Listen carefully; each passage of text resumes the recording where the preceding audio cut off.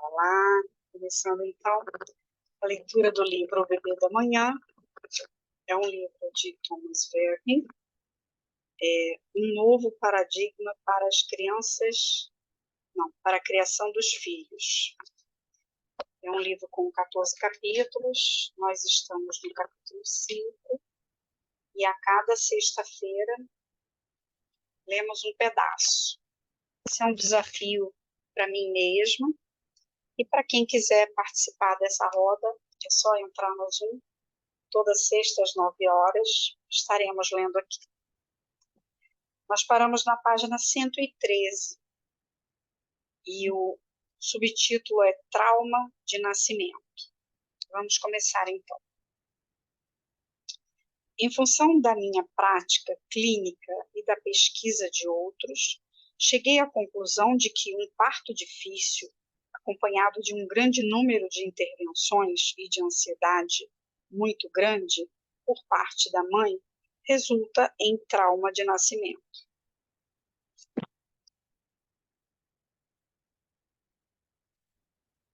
Os bebês têm muitos sintomas que os pais e médicos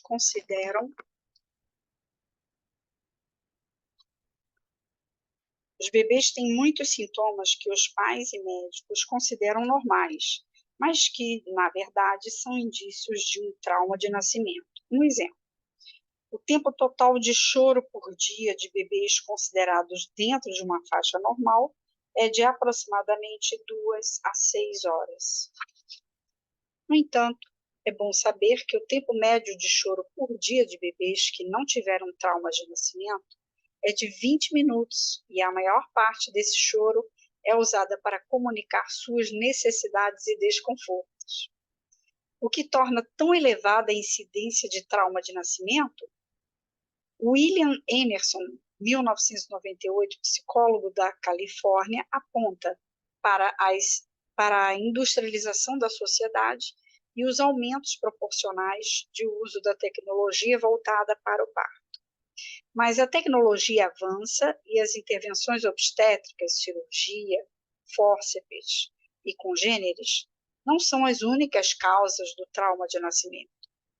O estresse da vida moderna, o aumento das síndromes fetais provocadas pelo álcool e por drogas, gravidez indesejada e maus tratos por parte do companheiro também são fatores. Quando a própria mãe sofreu um trauma de parto durante o próprio nascimento, observa Emerson, ela tem mais probabilidade de ter complicações e o modelo repete-se de novo. Subtítulo: A hora certa do parto. Os obstetras concordam que, entre todas as situações traumáticas do nascimento, a mais devastadora é o parto prematuro. A duração típica da gravidez é de 40 semanas, mas entre 6% e 8% dos bebês nascem com 38 semanas ou menos. Embora a ciência médica tenha feito progressos nos últimos anos, no sentido de aumentar a expectativa de vida dos prematuros, os que sobrevivem sofrem frequentemente de dificuldades respiratórias, paralisia cerebral, retardamento mental e outros problemas. Cerca de metade dos prematuros nasce antes da hora por causa de um trabalho de parto precoce, e por isso os médicos concentram-se naturalmente em ajudar os bebês a nascer o mais perto possível das 40 semanas. No entanto, em sua maior parte, suas intervenções fracassaram. Por quê? Porque, apesar de todos os esforços, os médicos não compreenderam ainda as causas do trabalho de parto precoce. Que sistema controla a hora do parto e que fatores podem levar a uma disfunção? Os cientistas simplesmente não sabem. Mas, nos últimos anos, pesquisadores como Roger Smith, 1999, da Universidade de Newcastle, na Austrália, começaram a desvendar o mecanismo que determina a hora do parto e, com isso, despertaram as esperanças de evitar um trabalho de parto prematuro e, desse modo, adiar o nascimento até o feto ter maturidade suficiente para florescer fora do útero. Smith, 1999, diz que, especificamente, os cientistas já sabem há algum tempo que, ao longo de toda a gestação, o útero é essencialmente um saco relaxado de células musculares lisas sem conexão entre si. Este saco é fechado embaixo por um anel bem apertado, o colo do útero, mantido firme e inflexível por fibras de colágeno bem duras. Essas características estruturais são mantidas pela progesterona, que a placenta segrega na corrente sanguínea da mãe desde os primeiros dias da gravidez. A placenta também produz estrógeno, que promove as contrações. No início, as quantidades de progesterona são grandes e as quantidades de estrógeno são relativamente pequenas. O trabalho de parto começa quando o equilíbrio muda, quando a quantidade do estrógeno supera a da progesterona e as contrações podem começar. Quando quantidades muito grandes de estrógenos fazem com que as células musculares do útero fabriquem uma proteína chamada conexina. A conexina liga as células musculares, que antes eram relaxadas e independentes, formando uma rede capaz de ter contrações.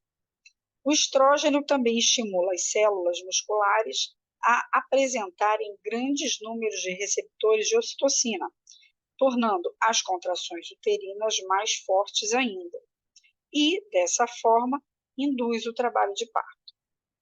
Ao mesmo tempo, as glândulas suprarrenais do feto produzem o hormônio cortisol. O cortisol promove a liberação de substâncias que removem a água dos pulmões fetais, permitindo assim que eles inflem depois do parto para que o recém-nascido possa respirar. No entanto, embora os cientistas tenham conseguido entender a sequência, continuam as escuras em relação ao fato que a desencadeia. O que estimula a produção de quantidades elevadas de estrógeno, o que acaba por desencadear todo o processo? Parte da resposta foi dada por estudos com cabras e ovelhas, mais ou menos na metade da gestação desses animais. Os pesquisadores descobriram que o hipotálamo do cérebro fetal em desenvolvimento começa a produzir um hormônio chamado de hormônio liberador da corticotropina, HLC. Em inglês, a sigla é CRH. O HLC, por sua vez, induziu a glândula hipófise, que fica no meio do cérebro, a liberar o hormônio adrenocorticotropina, HACT. Em inglês é ACTH, na corrente sanguínea do feto. O HACT instruiu as glândulas suprarrenais do feto a fabricarem cortisol, e o cortisol, por sua vez, ativou as enzimas placentárias que converteram a progesterona em estrógeno. Olha que fantástico! Os cientistas agora sabem que, nos seres humanos, acontece um processo semelhante e a diferença é que o HLC não vem do cérebro fetal, e sim da própria placenta. Trabalhando com o aluno de pós-graduação, Merck Klein, Roger Smith, 1999, confirmou as descobertas feitas em seres humanos com uma análise detalhada de amostras de sangue. Mas os pesquisadores tiveram uma surpresa. Os valores de 16 a 20 do HLC, os primeiros exames de laboratório conseguiram detectá-los, previam aproximadamente quando as mulheres dariam à luz. Aquelas com as maiores quantidades eram também aquelas com maiores probabilidades de entrar em trabalho de parto prematuramente, ao passo que aquelas com as menores quantidades foram aquelas com maiores probabilidades de dar à luz na hora certa.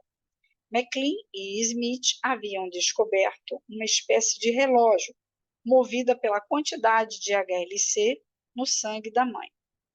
Os benefícios futuros dessa pesquisa serão enormes.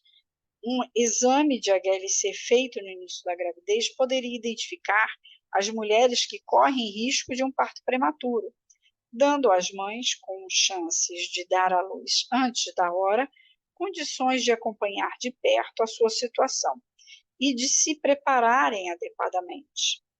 Uma alimentação apropriada também pode diminuir os perigos daquelas que estão correndo o risco de um parto prematuro.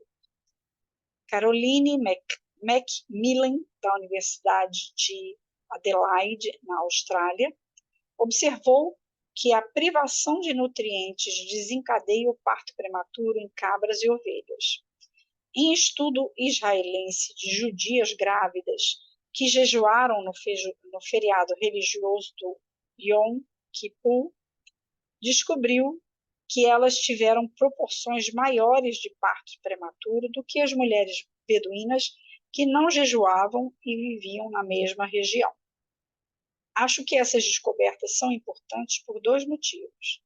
Primeiro, mostram a importância do papel da placenta, um órgão da criança por nascer, no preparo e no desencadeamento do parto. Segundo, esses estudos levantam a questão o que leva a placenta a produzir quantidades elevadas, pequenas ou normais de HLC, suspeito de uma combinação de mensagens físicas e emocionais da mãe para a criança por nascer, em ação aqui, e espero ver o dia em que essa teoria será aprovada em laboratório. Fantástico, né? Aqui ele, mais uma vez, ataca a indução do parto, né? Quem dá o sinal que o bebê está pronto é a placenta.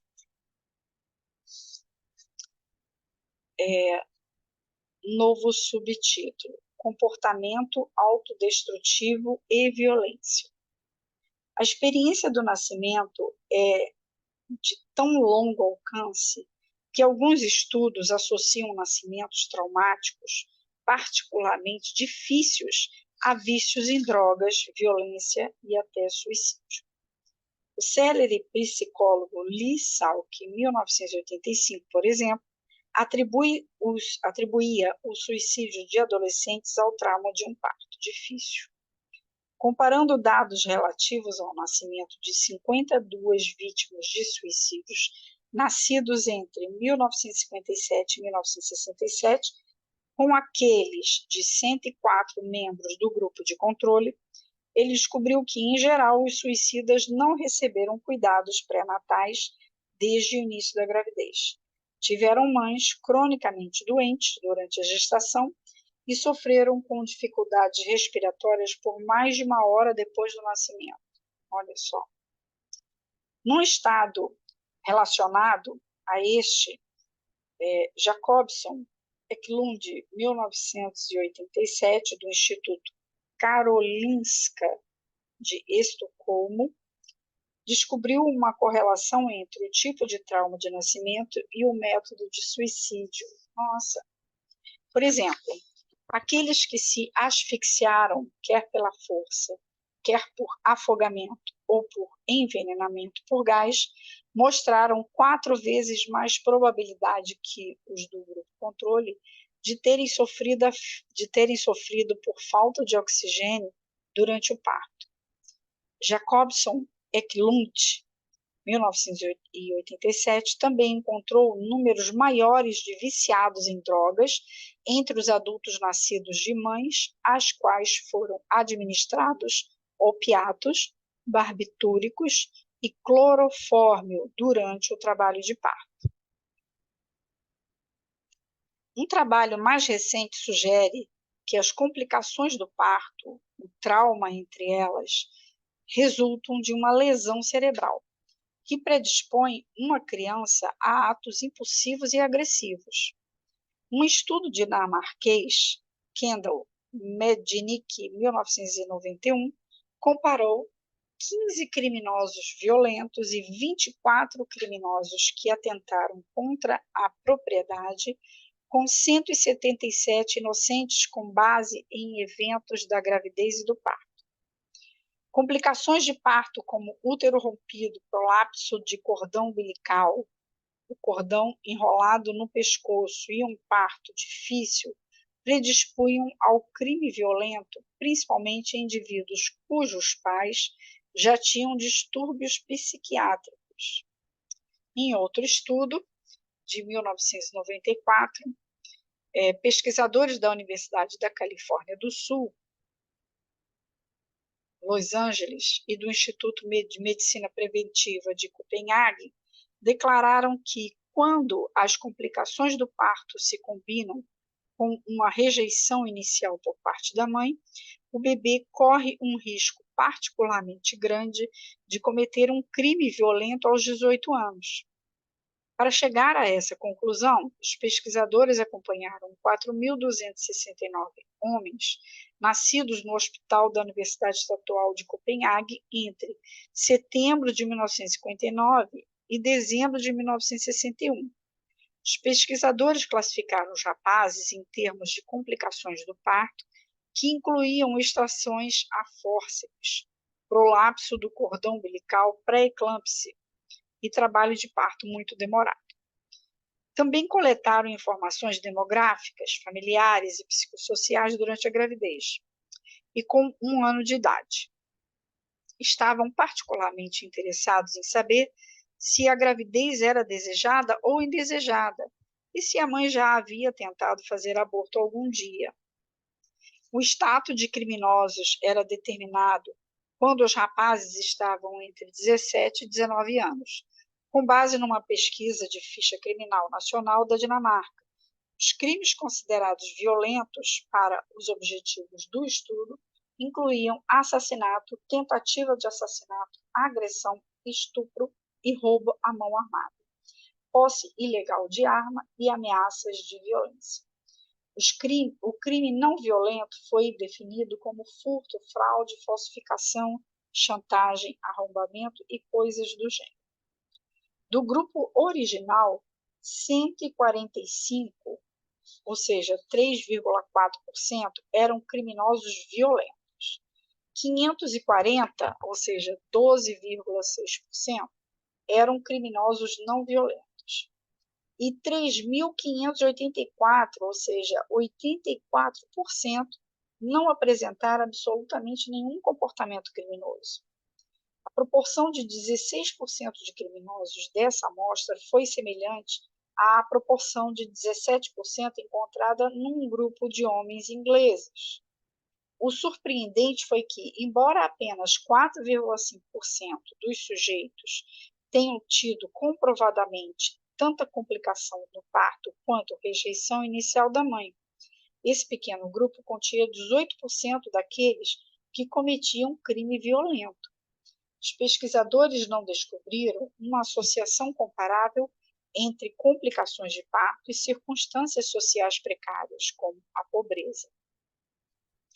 Escrevendo nos arquivos de psiquiatria geral, Heine, Brennan et co., 1994, sugerem que as complicações do parto podem resultar em disfunção cerebral e déficits neurológicos e neuropsicológicos associados a elas que, por sua vez, predispõem direta e indiretamente à violência. Mas sublinham eles, essas complicações não predispõem à violência quando combinadas a um ambiente doméstico amoroso no começo da vida. A implicação é que o amor e o apoio protegem contra os efeitos das complicações do parto que, sem eles, seriam negativos. Ser bem cuidado pelos pais, assim como a oportunidade de estabelecer um vínculo afetivo com a pessoa que toma conta deles no primeiro ano de vida, são fatores que podem diminuir o risco de violência criminosa, algo em que os pais devem prestar atenção quando há complicações no parto. Que importante essa leitura, gente, muito importante. É uma associação de violências, né, ser rejeitado, tentativa de aborto, com uma espécie de abandono, né, quando os pais ou a mãe não cuida do bebê, e isso gerando violência na sociedade, né? Daí a importância da gente repensar, né, nas melhores condições, não só de parto, como de criação, né? Porque aí tá aí, os 3 primeiros anos de vida vão contar para, vão ser determinantes para o futuro desse bebê, né? Os 3 anos de aconchego, de segurança, de integração com a família, etc., né? Que a gente fala sempre da criação com apego. Gestação com muito amor, né? Para um mundo diferente, com toda certeza, é isso mesmo. Mas no caso de ter, o que fica legal aqui, fica dito legal aqui, é que no caso do bebê passar por um nascimento traumático, ainda assim, nos próximos anos de vida, se ele tem o aconchego, o carinho, o apoio da família, ele não degringola para violências na adolescência e na fase adulta. Acho que isso que é legal de falar aqui. Próximo subtítulo é A Ordem do Nascimento. Nenhum capítulo sobre o parto e o cérebro seria completo sem uma discussão da ordem do nascimento. Se nem a natureza e nem a criação que recebemos conseguem explicar adequadamente a nossa personalidade, dizem alguns especialistas, é porque negligenciamos o fator ordem de nascimento no coquetel. Segundo o pesquisador Frank Sullivan, 1996, que passou anos coletando evidências, os irmãos lutam por nichos só seus na família através de uma disputa darwiniana pelo amor e pela atenção de seus pais. Olha por que os irmãos brigam. Sua pesquisa, baseada em milhares de biografias históricas, indica que os primogênitos, seguros da sua posição e fiéis aos valores dos pais, acabam sendo os mais conservadores. Líderes natos, os primogênitos incluem todos os astronautas americanos selecionados para as missões de Apolo na Lua. Os segundos filhos, que precisam desenvolver estratégias variadas para conseguir atenção, em geral são mais criativos, rebeldes e empáticos. A criança do meio, por outro lado, em geral, é a que tem menos autoconfiança e, apesar disso, assume frequentemente o papel de negociador. O caçula, em geral mimado e estragado pelos mimos, tende a ser mais despreocupado e popular. Eu gostei disso, eu sou caçula. Concordo com muitas das observações de Soloway, mas há mais coisas na ordem do nascimento do que percebemos à primeira vista. Embora os estudos do passado tenham sido feitos no contexto das ciências sociais, todo um corpo de evidência está surgindo da pesquisa da vida fetal. Considere que o peso no momento do parto aumenta a cada gravidez. Michel Odan, 1996. A diferença entre o primeiro e o segundo filho é, em média, de 138 gramas. Portanto, os primogênitos têm uma placenta comparativamente maior, o que significa que receberam mais nutrientes que os irmãos que vêm depois. Os primogênitos também recebem mais suprimentos de ácido graxo, ômega 3, de cadeia longa, tão essenciais para o crescimento do cérebro. Na verdade, as reservas de ômega 3 da mãe diminuem frequentemente a cada parto subsequente, principalmente nas sociedades ocidentais, nas quais o consumo alimentar de ômega 3 é relativamente pequeno. Quando a mãe não toma suplementos para manter suas reservas desse nutriente essencial, cada bebê sucessivo terá acesso a quantidades cada vez menores. Outros fatores que afetam a criança são as expectativas dos pais, que diferem para cada filho, e as preferências tanto da mãe quanto do pai, que determinam quem se torna o predileto entre o grupo de irmãos. Muito interessante. Em geral, os primogênitos são os favoritos dos pais, e os segundos filhos e os caçulas são os favoritos das mães. A criança do meio tende a receber menos atenção de ambos os pais, o que explica por que costumam ser os menos felizes. Ai, ai. Resumo do capítulo. Está claro, dadas as descobertas da neurociência, que o parto desempenha um papel fundamental na modelagem da infraestrutura do cérebro humano, o fundamento de nosso inconsciente e os elementos de nossa personalidade. O parto tem um impacto duradouro sobre a nossa psique, porque está gravado em todas as células do nosso corpo, preparando o cérebro para a adaptação ao estresse e à dor, para criar vínculos e para amar. Para estimular o fluxo de hormônios e facilitar a entrada do bebê no mundo, os pais devem, se possível, procurar um ambiente para o parto que lembre o útero, um lugar quente, quieto, calmo e confortável, onde mãe e bebê possam relaxar e, por fim, estabelecer um vínculo afetivo. Lembre-se, um parto difícil não condena uma criança a sofrer consequências nocivas pelo resto da vida. Em geral, as experiências negativas do período pré-natal ou perinatal são superadas por pais amorosos que dão apoio à criança. Pontos chaves para as mães e pais.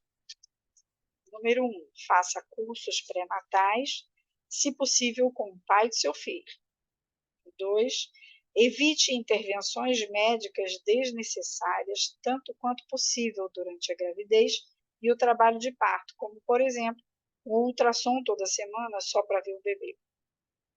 Terceiro ponto, considere dispor da presença de uma parteira ou doula. Quarto ponto, escolha só pessoas de quem você gosta realmente para estarem presentes na hora do parto. Olha que lindo esse final de capítulo, hein? Vamos entrar agora no capítulo 6.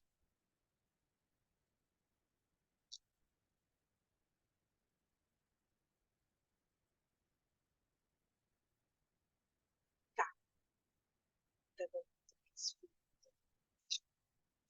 Capítulo 6 é a percepção e a sensibilidade do recém-nascido. Ah, que facinho.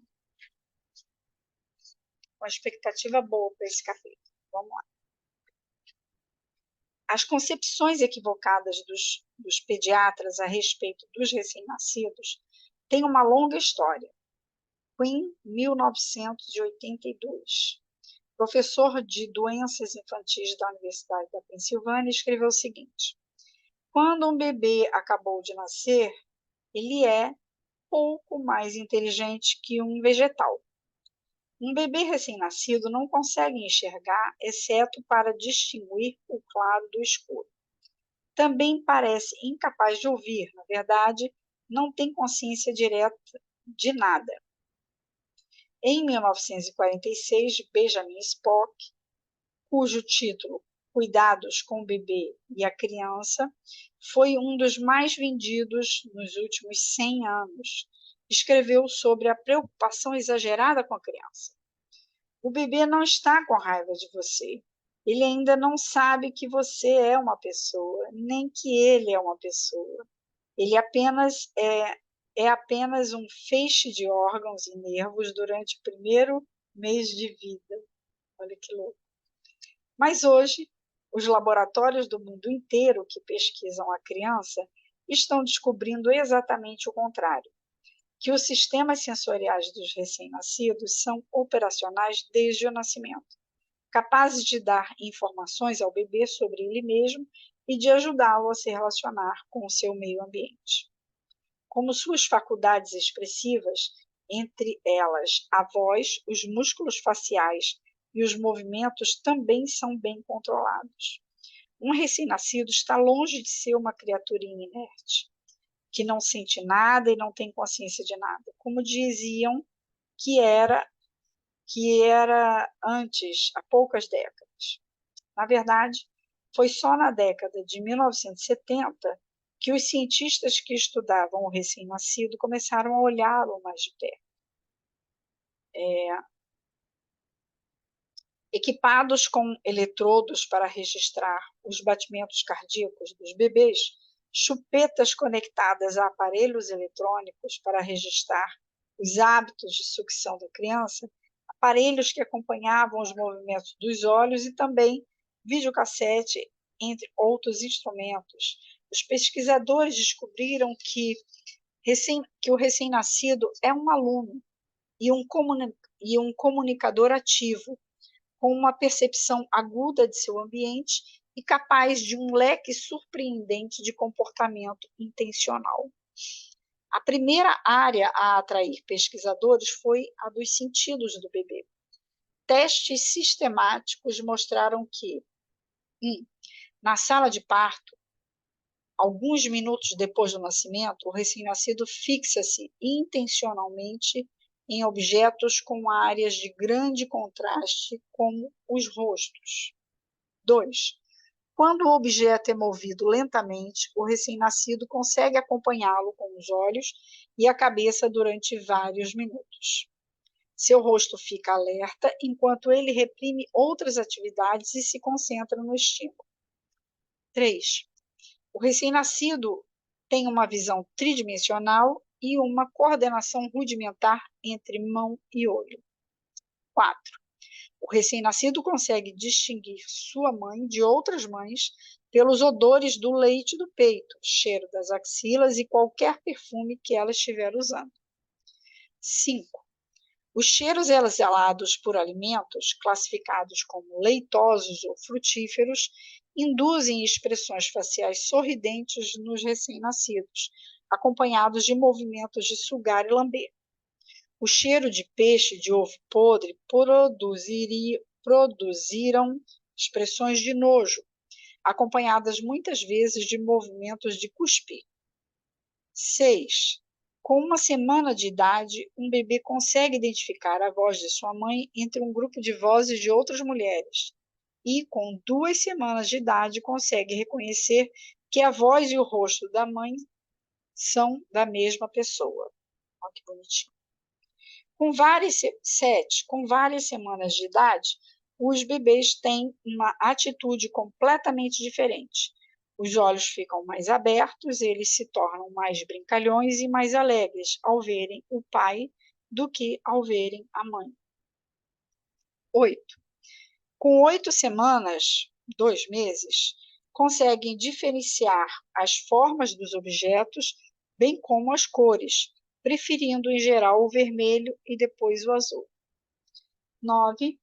Bebês de 4 meses conseguem discriminar entre os movimentos dos seres vivos e os objetos inertes. E 10. Os bebês de 5 meses reconhecem a correspondência entre os movimentos labiais e a fala. Que lindo, né? E muito mais coisas, com certeza. Subtítulo: Explosão sensorial. Essas descobertas fazem parte do dilúvio de informações que chegam até nós quase que diariamente sobre as capacidades e talentos do recém-nascido. Na verdade, durante os últimos 20 anos, os cientistas fizeram milhares de estudos sobre as faculdades sensoriais do recém-nascido, reescrevendo no processo o livro de referência sobre a psicologia do bebê e a pediatria comportamental. Esse corpo de evidência persuasivo estabeleceu, sem sombra de dúvida, que os recém-nascidos não são bolhas de protoplasma sem consciência e sem percepção que os anos passados diziam que eram. Em vez disso, vistas em conjunto, as pesquisas concluíram que os recém-nascidos normais entram no mundo com todos os seus sistemas sensoriais funcionando e intactos. Embora cada sentido esteja desenvolvido num grau diferente, Há dados que mostram todos eles funcionando em resposta a estímulos. Ao medir reações como afastamento da perna, virada da cabeça, comportamento que indica susto e piscar de olhos, os pesquisadores demonstraram a extensão do desenvolvimento sensorial em todos os estágios da vida do bebê.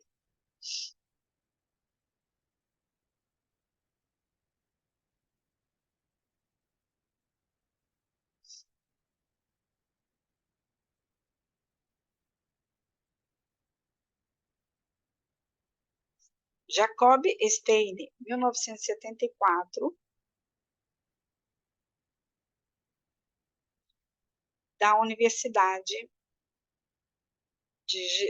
da Universidade Hebraica de Jerusalém, por exemplo, estudou a reação dos bebês aos sabores e aos cheiros.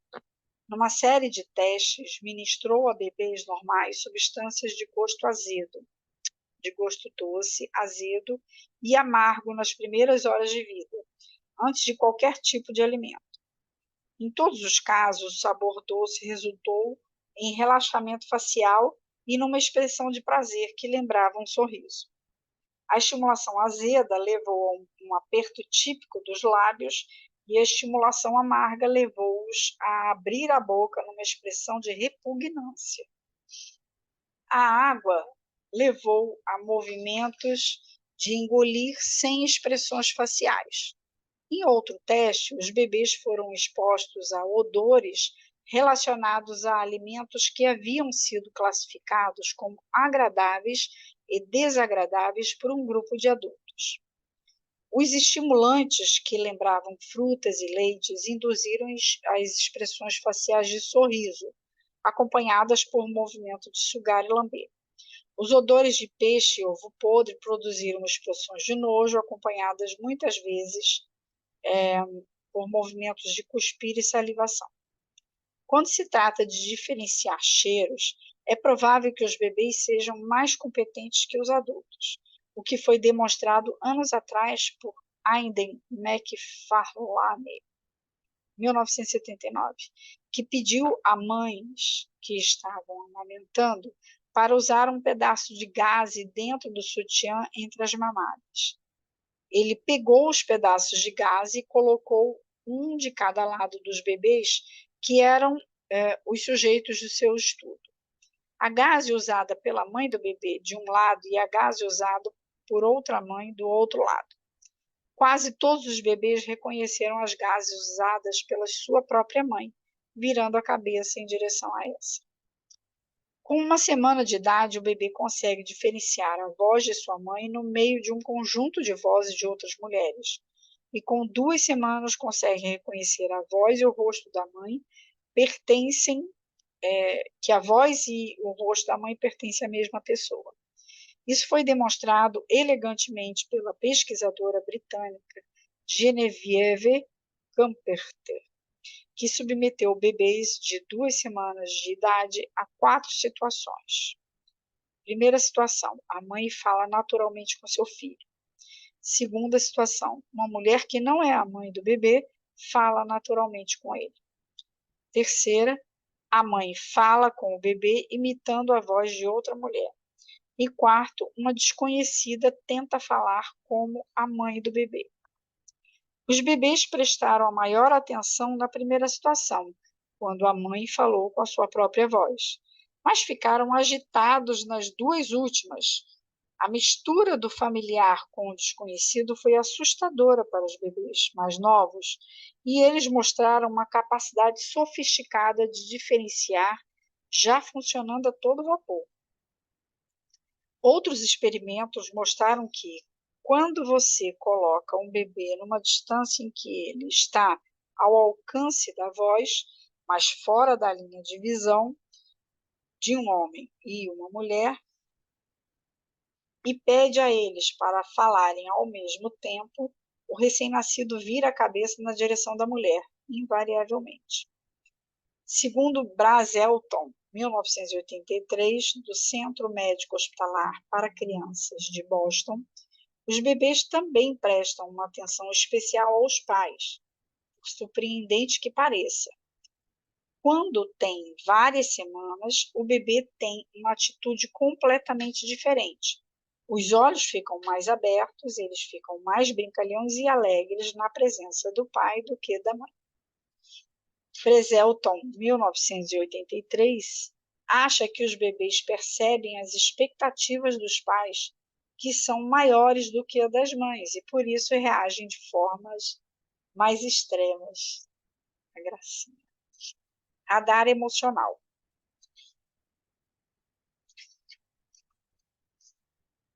Além de conseguirem perceber e interpretar a luz e o som, o cheiro e o sabor, os bebês também conseguem perceber as nuances emocionais.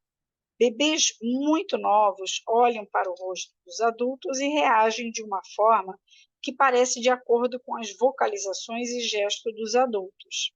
Sorriem quando os adultos sorriem e movimentam-se no mesmo ritmo que eles. Quando as previsões do bebê sobre a resposta da outra pessoa são frustradas, quando, por exemplo, a mãe reage aos sons emitidos pela criança com um rosto completamente imóvel, petrificado, a decepção do bebê é evidente. O bebê. Brazelton, 1983, observa que quando o bebê tem 4 semanas de idade, as reações emocionais são claras. O comportamento do bebê é uma linguagem completa.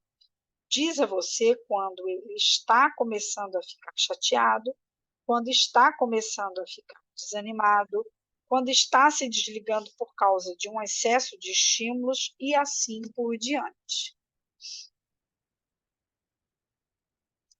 Eu lhe direi qual o comportamento que acompanha um bebê recém-nascido. Na verdade, entre 4 e 6 semanas de vida, podemos olhar para um dedo da mão ou do pé e sua forma de comportamento e dizer se o bebê está olhando para um objeto, para a mãe, para o pai ou para um desconhecido. É possível dizer para quem ele está olhando só pela forma como o dedo da mão ou do pé se comporta.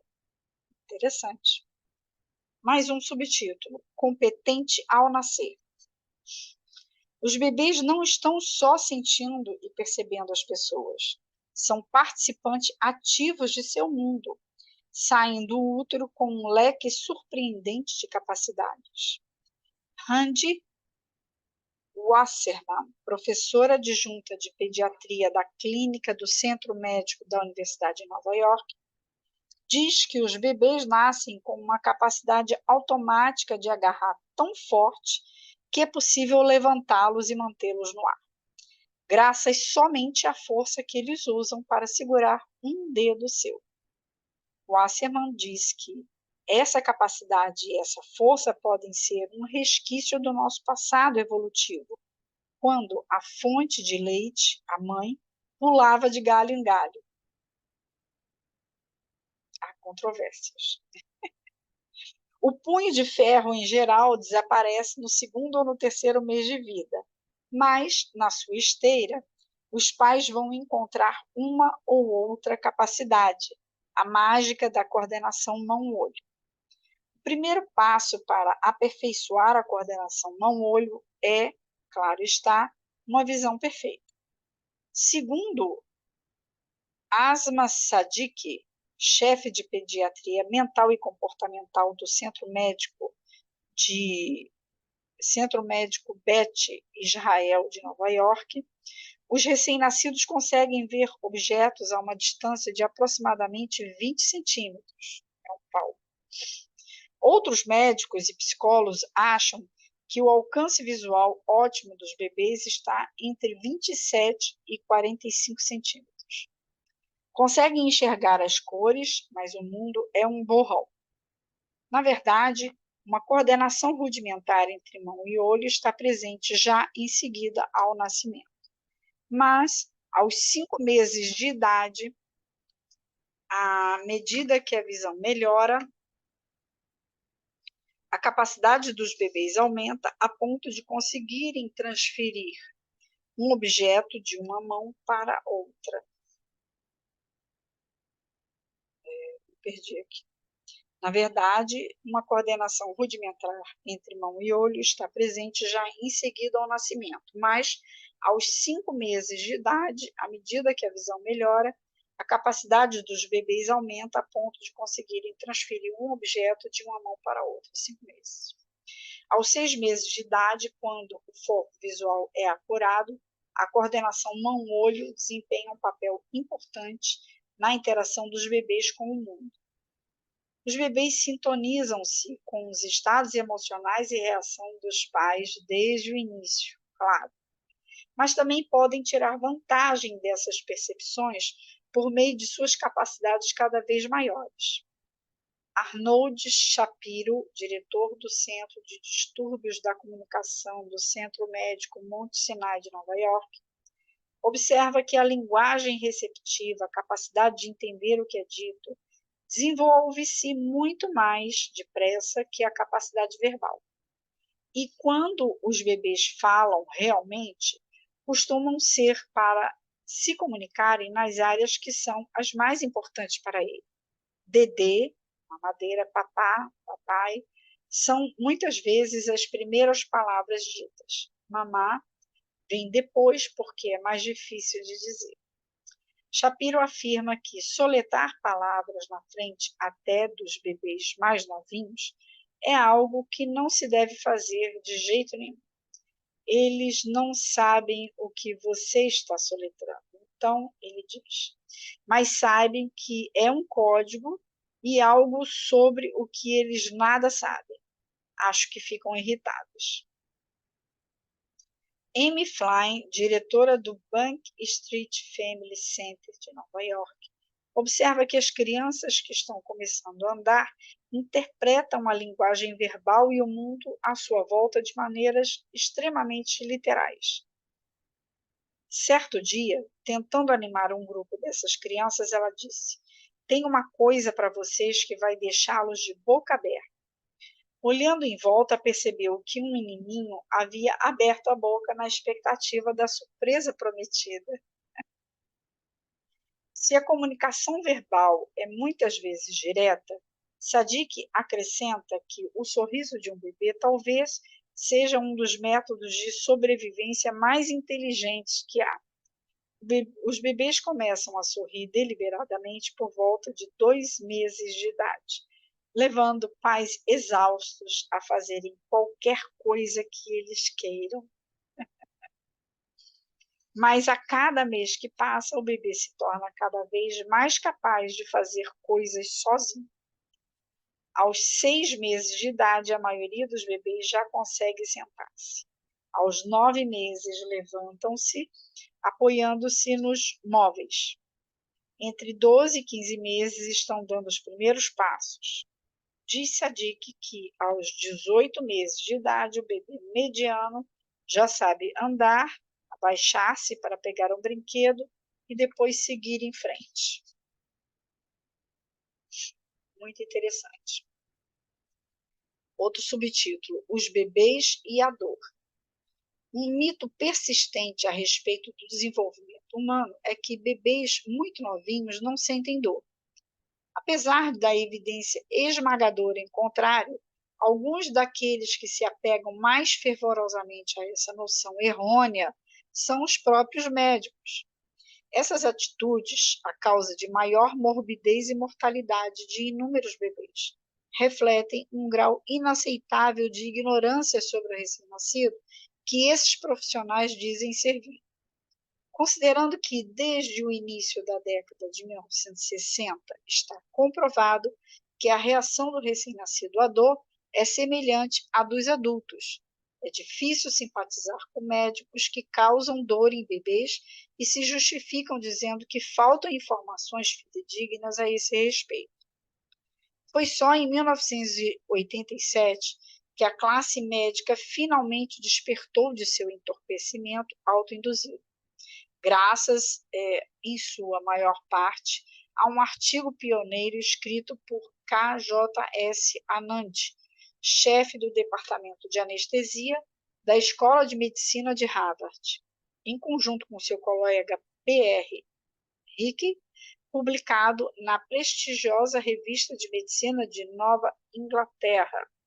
Sua conclusão. 2 pontos. Numerosos tipos de evidência sugerem que até no feto humano, os circuitos da dor, bem como os centro cortical e subcortical, necessários para a percepção da dor, estão bem desenvolvidos no final da gestação. E os sistemas neuroquímicos, que agora se sabe que estão associados à transmissão e modulação da dor, encontram-se intactos e funcionais. As respostas fisiológicas a estímulos dolorosos estão muito bem documentadas em recém-nascidos de várias idades gestacionais e refletem-se em alterações hormonais, metabólicas, cardiorrespiratórias semelhantes, mas superiores àquelas observadas em sujeitos adultos. Outras respostas de bebês recém-nascidos sugerem reações à dor integradas nos planos emocional e comportamental e são preservadas na memória durante tempo suficiente para modificar tipos subsequentes de comportamento. Esse é um estudo de 1987. Gideon Corey et Cole, 1997, chefe de farmacologia clínica do Toronto Hospital for Sick Children, observa que, nos recém-nascidos, cirurgias grandes são feitas com um mínimo de anestesia e, às vezes, sem nenhuma analgesia. Há uma crença generalizada de que, embora sintam dor, os recém-nascidos não se lembram dela, mas eles se lembram sim. Na verdade, o estudo de Coren, publicado na respeitabilíssima revista médica de A Lanceta, encontrou evidência inquestionável de um reflexo duradouro de dor associado à cirurgia sem anestesia depois do parto. Coren comparou um grupo de bebês do sexo masculino circuncidado sem anestesia com um grupo de crianças que não havia sido circuncisadas. 6 meses depois do nascimento, ele verificou a sensação de dor remanescente nos bebês. Os bebês circuncisados reagiram à inoculação média com uma dor significativamente maior que a do grupo de meninos que não foram circuncisados. Diz Coren, 1997, sugerindo que o trauma da cirurgia sem anestesia ficou gravado na memória. Esse estudo é bem interessante, essa coisa de que a criança não sente dor. Deixa eu ver aqui quanto falta. E esse subtítulo vai ser grande. Eu não vou ler porque já entramos no horário, na hora de leitura. A gente vai ficar aqui, ó, na página 133. Tá bom, queridas? Queridas e queridos, e quem for ouvir depois, muito obrigada pela companhia.